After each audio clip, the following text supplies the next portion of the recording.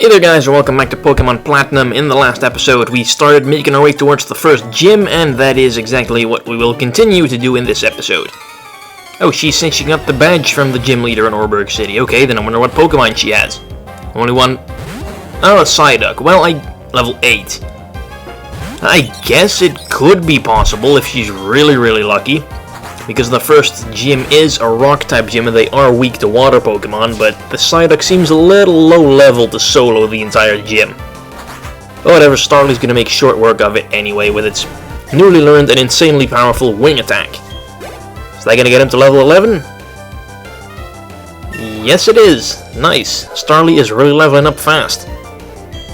And not that good on the stat increases though, but it'll get better pretty soon. Alright, into the cave we go then, I guess. What is this cave called? Oh, Oreburgh Gate. I remember. Ah, crap. He's not gonna battle me? No, he gives you the HM6. I'm not exactly sure what it does.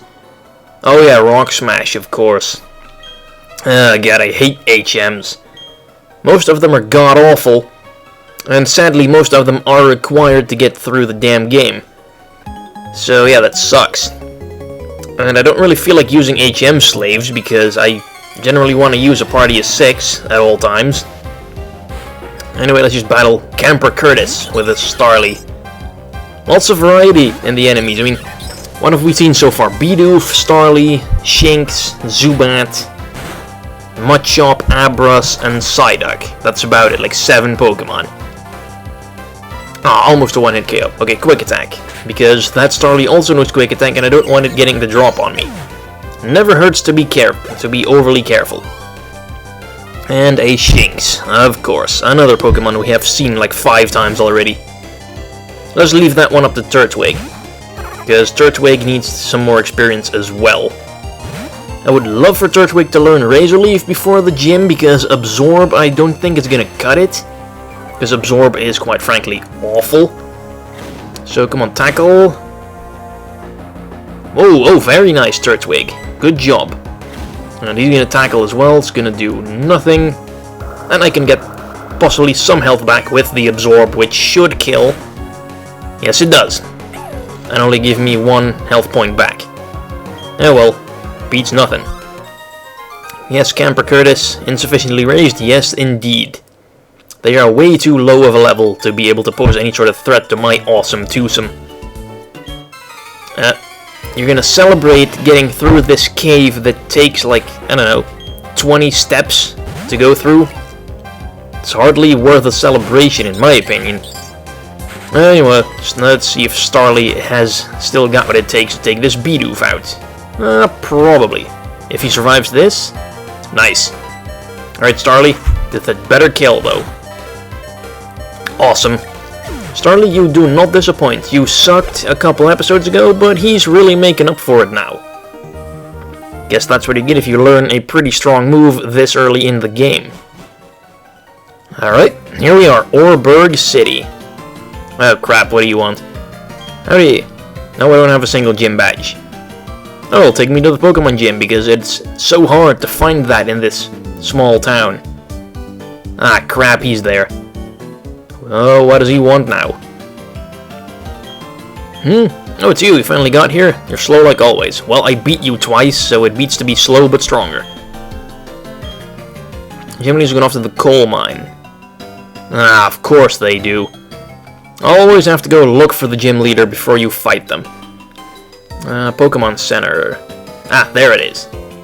I'm not exactly sure what the layout of Oreburgh City was again. I haven't been here in ages. Alright, let's see, heal the Pokemon up. And I guess then we have no choice but to head into the mines for some forced labor. Just like they do in Russia. Ah, gotta love Russia. Alright, outside we go. And mines are this way. Oh, pretty nice structures here. You wouldn't see that in, like, the earlier Pokemon games. At least the overworld does look very much alive, I guess. I mean, this... Oh, a yellow shard. Not exactly sure what those are for again, but I'm sure maybe they're worth a lot for selling or something. But yeah, moving parts on a coal mine like the treadmills or whatever the hell those things are called, pretty cool. No battleable trainers though. This is hard work. I'm gonna take one of these. Oh, a super potion. Oh, thanks. Friendly miner. And what else do we have? Let's just go in already. Not take any more time than... Ooh, Pokeball. Oh crap, we have to go underneath the thing. It's kinda not really shown clearly that you can't pass underneath the thing on the first floor. A Pokemon that look just like rocks. Geodude, of course. And in the mine itself, there are a couple battles, so make sure your Pokemon are ready. Not that the battles are overly challenging, but still. What do we have here? A crate, a whole bunch of rocks, and a wild Geodude, of course. The bane of everyone who ever sets foot in a cave. Other than Zubat, of course. It's always Zubat and it's always Geodude. Except in Black and White, where it's always Roggenrola and always Woobat. Ooh, item. I wonder what that is. Okay, what else do we have? Another Geodude. Level 5. Okay, so you can catch him in between level 5 and level 9. That is definitely a pretty big difference. Usually the levels don't vary that much in the same spot. Alright, an escape rope. Don't really need that for this dungeon though, because it's short as all hell. Yeah, Starly was up front, but he probably has a Geodude or something, so let's give it to Turtwig. Just a quick battle on my break. If you're on break, then while you're still in the mine, shouldn't you be out having lunch or something? Geodude, yep, knew it. Level 6. That's not gonna get me a lot of experience points. Oh well. Absorb. Because even though Absorb is horribly weak, it still hits Geodude's lowest defense stats, and it's 4 times effective on him. Rock and Ground is truly an awful defensive typing. It's quite ironic for all the rock types, because they're always touted as, oh, rock is like a super... All the rock Pokemon have really good defense, but rock is one of the worst types when it comes to like weaknesses and resistances. I think they resist, I think, bug, flying, and poison. And that's probably about it. And they're weak to grass, water, fighting, ground, and steel. That's almost that's slightly less than a third of all types. Or is it? I don't know, my math is not that good. Anyway, he also has a Machop, which is also a common Pokemon for these hikers or miners or whatever. Those are luckily easy pickings for Starly. Mercy, I cry mercy. Yes, I will grant you. Oh, there's the gym leader. Howdy. What are you gonna do? Stand back and watch this. Yes, Rock Smash. It smashes rocks. No way, I would have never been able to figure that out. Of course, you have to beat the gym leader first. That'd be me. Delightful. Oh, well, I can beat his Geodudes, no problem. And what else do we have here? Ooh, an Onix. I kinda like Onix. It's a pretty cool Pokemon. However, it is absolutely awful. You'd think that Onix, being the 3rd biggest Pokemon there is, would be insanely strong. What if I told you that Onix hits about as hard as a Caterpie does? I'm pretty sure it has the same base attack stat as a Caterpie. That is just absolutely pathetic. I think it's like a 20-foot long rock snake is just as strong as a freaking caterpillar. Pathetic. It is pretty fast for a rock type though. But yeah, Onix is absolutely not worth using. I used one on my yellow team, and I was severely disappointed by it. It could not KO something to save its own life. Anyway, that is the move set. I guess it can get Earthquake and Rock Slide and that stuff. That's not all that bad. And Steelix hits surprisingly weak as well. Think a giant steel snake. That's going to be strong as hell. Nope, base attack stat of I think 80, which is definitely average, if not below average.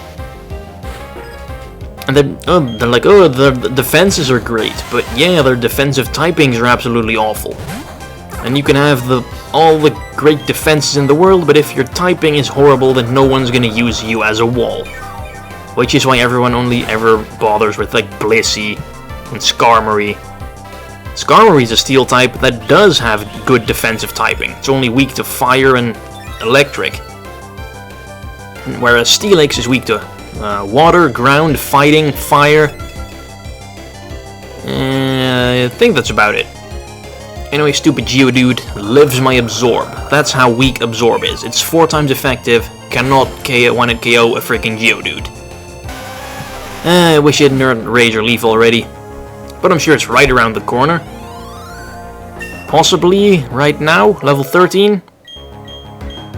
Yes, Razor Leaf. Awesome. Now there's no reason for me to ever bother with Absorb again. Alright, will that guy battle me up there? No, he does not. Okay, fine then. Guess that's all the trainers in here. Now let's get out and start preparing for the gym battle. Which, let's see, 11 minutes in? I'll probably have to wait until the next episode.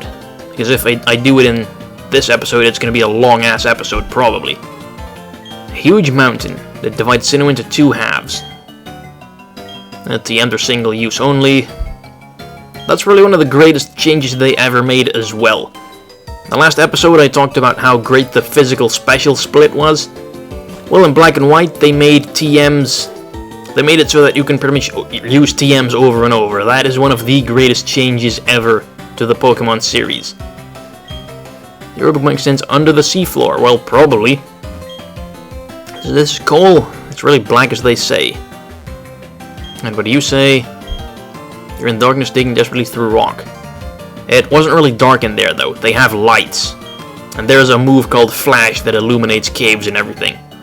They're not going to be in the dark. Alright, so that's the Oreburgh Museum for you. Quick little tour. And we will go and heal up. Wait, did my Pokemon have any damage on them?